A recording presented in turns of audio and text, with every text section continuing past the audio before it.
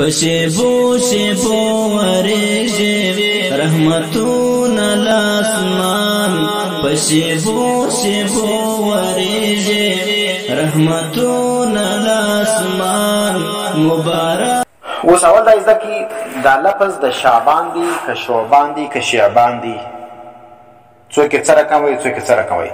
صحیح تلفظ زده کی دا لفظ شعبان دی بفتح الشین، د شین په فتحه باندې دا تورې ویل کیږي. شعبان چې کوم دی دا جوړ سوی د شعبونو څخه. شعبون په عربي زبان کې وایي پیلاوېدل. نو په دې میاشت کې هم چې کوم دی هغه نیکیانې دا څه به کیږي، دا سره غوړول کیږي.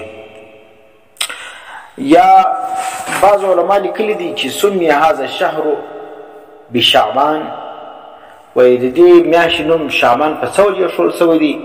په دې وجه باندې چې په دې میاشت کې به قبایل د عربو دا به سره وغوړېدلې. د څه دپاره؟ دپاره د جنګ.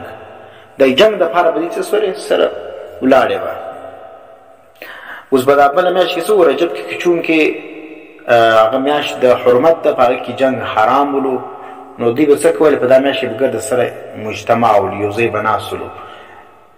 او چې څه وخت به دا رجب ووتی شعبان به راغلی، چونکې جنګ جایز سلو، نو دوی به څه ووتل د کورو څخه سره پیلاو به سلو. نو دا لفظ چې کوم دی دا شعبان دی. باید چې څوک دا لفظ شعبان وایي پر دې باندې لږ توجه وکړي چې دا لفظ شعبان نه دی، دا شعبان دی. دا